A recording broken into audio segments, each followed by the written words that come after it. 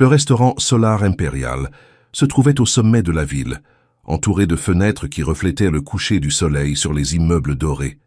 C'était là que les hommes les plus riches venaient dîner, et les serveurs marchaient comme des ombres en silence. Parmi eux, une femme en uniforme bleu portait un plateau avec des mains tremblantes. Elle s'appelait Rosa, et personne là-bas n'imaginait qu'elle avait déjà servi pour survivre, non par profession. Rosa avait 59 ans et travaillait là depuis quelques mois. Elle vivait à l'arrière du restaurant, dans une petite chambre, payée par la gérante qui avait eu pitié d'elle. Tous les jours, elle nettoyait les tables, changeait les nappes, ramassait les assiettes et supportait les regards indifférents. Mais ce que personne ne savait, c'est que, jusqu'à 2 ans auparavant, elle vivait dans une maison simple avec son mari, Antonio, et leurs 3 enfants adultes, Marcelo, Patricia et Bruno. Ils avaient été tout pour elle. Ils avaient été son monde. Jusqu'au jour où il s'était lassé de s'occuper de parents âgés. « Vous ne servez plus à rien », avait-il dit avant de partir, les laissant avec 2 vieilles valises et une poignée de souvenirs. Antonio était resté silencieux. Rosa avait pleuré jusqu'à perdre la voix. Depuis lors, tous deux vivaient comme ils pouvaient, survivant avec le peu qu'ils gagnaient dans des travaux temporaires. Mais le destin, avec ses ironies, avait encore des plans pour ce couple. Un vendredi soir, la salle du restaurant s'emplit de rires et de champagne. Le propriétaire de l'endroit avertit « Ce soir, nous aurons un client spécial. Un milliardaire, l'un des plus grands entrepreneurs du pays. » Rosa ne s'y intéressa même pas. Pour elle, tous les riches se ressemblaient, pressés, arrogants et entourés de gens faux. Jusqu'à ce que, vers 9 heures, un homme grand en costume gris et aux cheveux grisonnants entre accompagné de 3 personnes plus jeunes. « Bonsoir, monsieur Duarte », salua le gérant. « Votre table est prête. » Rosa apporta les verres à la table principale et, en les posant, entendit une voix qui lui glaça le sang. « Patricia, s'il te plaît, assieds-toi correctement, » dit le milliardaire. Cette voix, c'était impossible. Rosa leva lentement les yeux et manqua de laisser tomber le vin. L'homme était Antonio Duarte, mais pas son mari. C'était un milliardaire du même nom, et assis à la table avec lui se trouvaient Marcelo, Patricia et Bruno, les 3 enfants qui avaient abandonné elle et le vrai Antonio. Le monde tourna un instant. Rosa s'éloigna lentement, confuse. Serait-ce une coïncidence? Les noms, les visages. C'était comme si le destin voulait jouer avec elle. Tout en servant d'autres tables, elle entendit des fragments de conversation. « Père, vous ne pouvez pas donner l'entreprise, » disait Marcelo. « C'est la chose juste à faire, » répondit le milliardaire. « L'argent m'a tout donné, sauf l'amour. »« Alors donnez-nous une partie de l'entreprise, » répliqua Bruno. Patricia croisa les bras. « Vous vivez en disant que la famille est tout, mais vous n'avez jamais voulu savoir de nous. » Rosa, à distance, observait ce trio. Les visages, le ton, l'égoïsme, tout identique à ses enfants. Ce fut alors qu'un serveur laissa tomber une bouteille et que le bruit retentit dans la salle. Rosa courut pour aider, et dans le reflet de la bouteille brisée, vit quelque chose qui la fit glacer. Un petit porte-document en cuir ouvert sur la chaise à côté du milliardaire, avec des documents anciens et des photos. Et là, il y avait une photographie jaunie d'Antonio et Rosa, elle-même des années plus jeunes en robe fleurie et sourire timide. Les jambes de Rosa flageolèrent. Elle s'abaissa, feignant, et son regard tomba sur le nom gravé dans le coin du papier. Antonio Pereira Duarte, registre d'indemnisation du travail 1978. C'était le même document que son mari avait gardé pendant des décennies, le même qui concernait le terrain perdu dans le procès de son père. Elle déglutit. Cela n'avait pas de sens. Le milliardaire avait en main les mêmes papiers que son Antonio disait avoir perdus des années auparavant. Le dîner se termina par une dispute. Marcelo se leva en criant « Si vous voulez vivre de charité, allez-y, mais ne comptez pas sur nous !» Le milliardaire, épuisé, dit seulement « Alors partez, j'en ai assez d'être le père de gens qui ne voient que des chiffres. » Ils partirent en claquant la porte. Quelques minutes plus tard, la salle se vida. Rosa ramassait les verres quand le milliardaire restait encore assis, la tête baissée et un verre de cognac à moitié vide. Soudain, il leva les yeux et dit « Mademoiselle, croyez-vous que l'argent peut acheter l'amour ?» Rosa resta sans réponse. « Je pense que non, monsieur. » « Eh bien oui. Moi aussi, je pensais que ça pouvait. J'ai travaillé toute ma vie, mais aucun de mes enfants ne m'appelle père sans penser au testament. » Il ouvrit le porte-document et en sortit une feuille jaunâtre. « Savez-vous ce que c'est? Le document d'un terrain que j'ai hérité de mon père. Il vaut des millions aujourd'hui, mais je ne sais même pas pourquoi je le garde encore. » Rosa sentit son cœur battre plus fort. « Ce terrain, est-ce qu'il se trouve dans la capitale? » « Oui, près de l'avenue centrale. » Elle manqua de laisser tomber le chiffon. C'était le même endroit que son Antonio mentionnait toujours quand il parlait de l'ancien terrain. D'une voix tremblante, elle demanda « Excusez-moi, monsieur, le nom du père de monsieur était lequel ?»« José Duarte, » répondit-il. Rosa recula. C'était impossible. Le père de son mari s'appelait aussi José Duarte. Le milliardaire remarqua l'étonnement. « Qu'y a-t-il » Elle hésita. « C'est que mon mari s'appelle aussi Antonio Duarte, et il avait un document identique à celui-ci, mais il disait que le terrain avait été perdu dans un ancien procès, il y a de nombreuses années. » L'homme fronça les sourcils, curieux. « Comment ça, identique ?» Rosa raconta tout d'une voix basse et sincère. L'abandon des enfants, le terrain, le porte-document perdu, le papier ancien que le mari jurait exister, mais n'avait jamais pu prouver. Antonio Duarte, le milliardaire, resta silencieux. Ensuite, il rouvrit le porte-document et compara la signature sur le document. Mon Dieu du ciel! Ce document est dupliqué. Un enregistrement au nom de José Duarte, travailleur de la Constructora Nacional, et un autre au nom de José Duarte, mon père. Cela signifie que quelqu'un a fait une erreur. Ce terrain pourrait ne pas être le mien. Rosa porta la main à la bouche.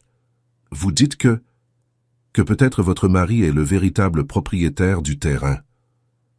Le silence entre les deux fut lourd. L'orage dehors explosa en un coup de tonnerre qui fit trembler les vitres du restaurant. Le milliardaire se leva lentement. Quel est son nom complet? Antonio Pereira Duarte. L'homme sourit, amer. Alors c'est ça. Le destin a voulu jouer avec moi. Il regarda Rosa pendant un long moment, et quelque chose dans son regard lui rappela sa propre mère. Savez-vous, mademoiselle, parfois Dieu place les bonnes personnes aux bons endroits. Montrez-moi ce mari à vous. Je veux le regarder dans les yeux. Rosa hésita, mais accepta. Demain à 8 heures, il vient me chercher ici. Puis-je lui demander de vous attendre? Oui. Et, s'il vous plaît, ne dites rien à personne d'ici là. Elle hocha la tête. Quand le milliardaire partit, Rosa s'assit sur une chaise et pleura. Elle pleura de peur, d'espoir, de confusion. Peut-être que c'était le jour où la vie exigerait enfin justice. Cette nuit-là, elle rentra dans la petite chambre et trouva Antonio endormi, épuisé, avec les mains sales de graisse. Elle l'embrassa en silence. « Demain, amour, tout peut changer », murmura-t-elle. Lui, à moitié endormi, répondit « Espérons-le, Rosa, espérons-le. » Et tandis que dehors, l'orage balayait les rues de la ville, dans cette chambre simple naissait l'étincelle d'une révélation qui changerait le destin de tous, y compris celui de l'homme le plus riche de la ville. L'aube apporta un vent froid et un ciel pâle. Rosa se réveilla tôt, enfila l'uniforme et mit du rouge à lèvres pour la première fois depuis des mois. Antonio s'étonna. « Il y a une fête au restaurant ?» demanda-t-il en souriant. « Peut-être quelque chose de mieux qu'une fête, » répondit-elle. « Aujourd'hui, tu viens avec moi. » À 7h30, tous deux arrivèrent au Solar Imperial. Le gérant grogna, mais permit au mari d'attendre dans un coin discret. Le milliardaire arriva ponctuellement à 8 heures, avec le même costume gris et un regard fatigué mais ferme. Quand il vit Antonio, il s'arrêta un instant. C'était comme regarder dans un miroir vieilli. Ils avaient la même taille, le même teint de peau, jusqu'au même geste de se gratter le menton quand il pensait. Le milliardaire tendit la main. « Alors c'est vous, le fameux Antonio Pereira Duarte ?»« Oui, c'est moi. Mais pas fameux, non, monsieur. »« Ah, vous devriez l'être. Il semble que le destin ait gardé votre nom avec moi. » Les deux s'assirent. Rosa resta près, observant. Le milliardaire ouvrit le porte-document et étala les documents sur la table. « Monsieur Antonio, ce terrain ici, il a été enregistré par erreur au nom de mon père. Regardez la signature. » Antonio mit ses lunettes, examina. Son cœur s'emballa. « C'est mon écriture. J'ai moi-même rempli ce formulaire il y a plus de 40 ans. »« Alors il n'y a pas de doute, » dit le milliardaire. « Le terrain est à vous. La valeur actuelle dépasse 8 millions de réais. Rosa porta les mains à son visage. Elle pleurait sans pouvoir parler. Le milliardaire continua. « Mais je ne veux pas seulement rendre le terrain. Je veux rendre la dignité que le destin vous a enlevée. Je veux que le monde sache qui vous êtes. »« Pas besoin, monsieur, » répondit Antonio. « Nous voulons juste vivre en paix. C'est précisément pour cela que je veux aider.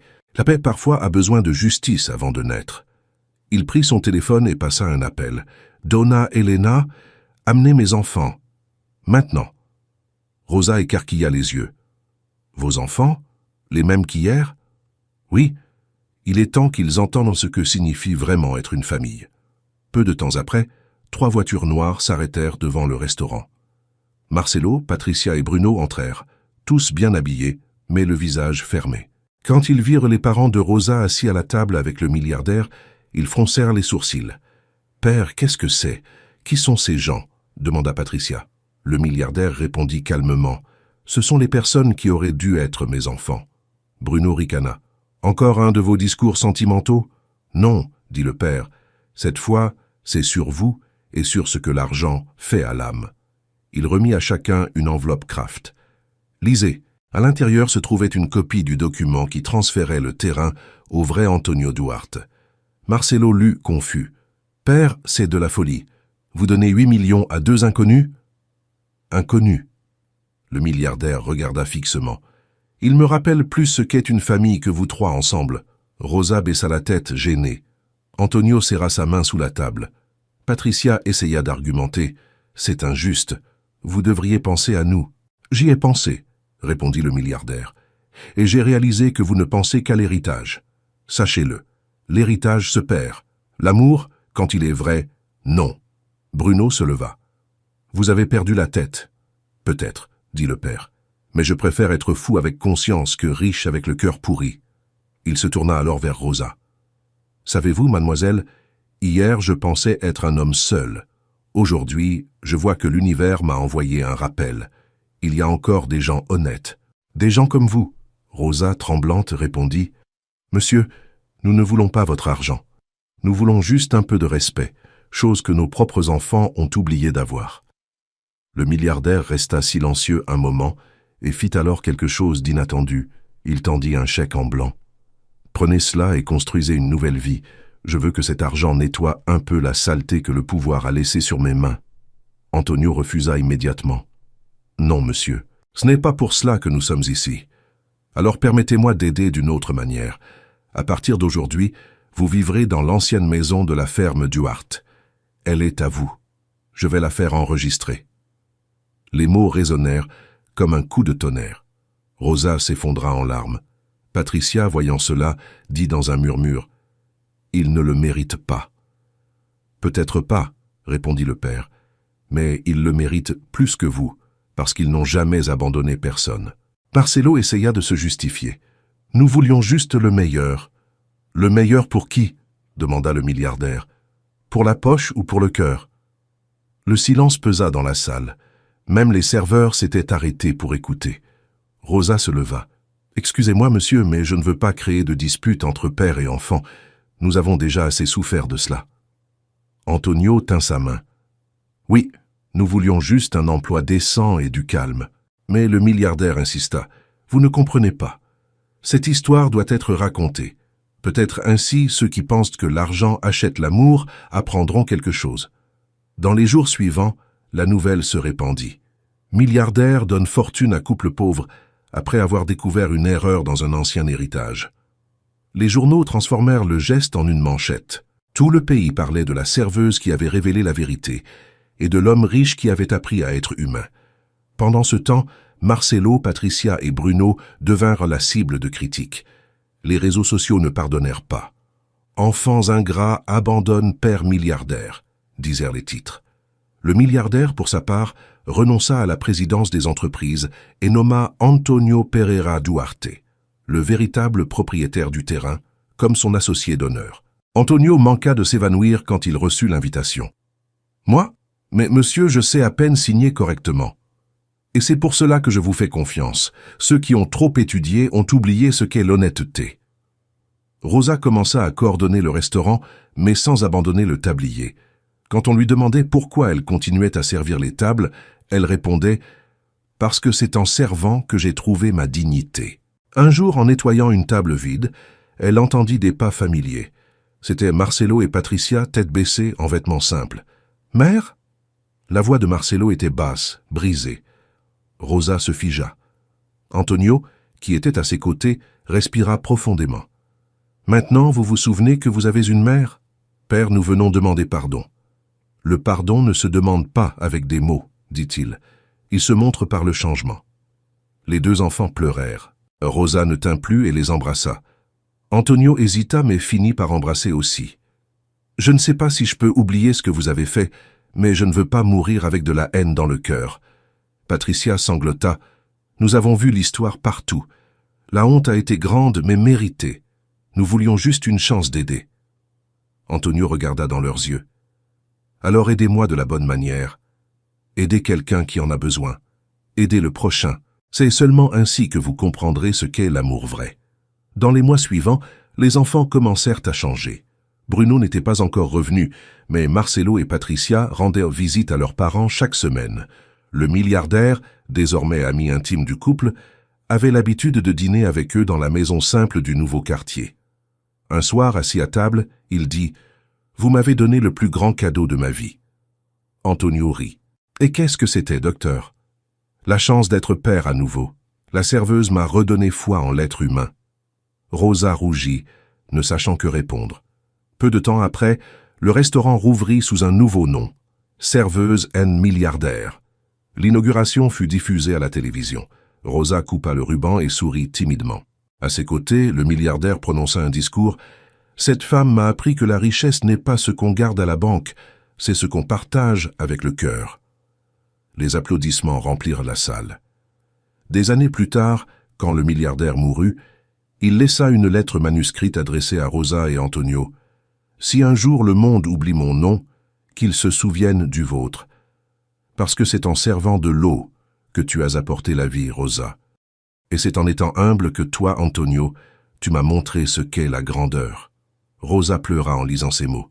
L'héritage qu'il laissa fut divisé entre des institutions caritatives et la fondation qu'elle avait elle-même aidé à créer, Casa Esperanza, un refuge pour personnes âgées abandonnées. Un dimanche, à la fin de la messe, Rosa regarda le portrait de lui accroché au mur du refuge et dit doucement « Vous avez tenu votre promesse, docteur. Vous nous avez donné la paix et avez enseigné au monde ce qu'est l'amour. » Antonio, main dans la main avec elle, compléta « Et vous avez aussi tout changé, femme. C'est ton courage qui a fait tourner le destin. » Le vent souffla doucement, comme si l'univers confirmait. L'histoire du milliardaire abandonné par ses enfants et de la serveuse qui découvrit la vérité devint une légende dans la ville. Les plus jeunes grandissaient en entendant que aucun argent n'achète le respect. Et les plus âgés, chaque fois qu'ils voyaient Rosa passer dans la rue avec son tablier bleu, souriaient et disaient « Voilà la femme qui a transformé la douleur en justice. » Et elle répondait simplement « Je n'ai rien fait d'extraordinaire. J'ai juste dit la vérité. » Mais au fond, elle savait que cette vérité n'avait pas seulement changé une vie, mais toutes les autres qui avaient croisé son chemin. Et ainsi, sous le coucher du soleil de la vallée de l'espoir, la serveuse et le milliardaire qui s'étaient rencontrés par hasard devinrent le symbole que l'humilité triomphe toujours là où l'argent échoue.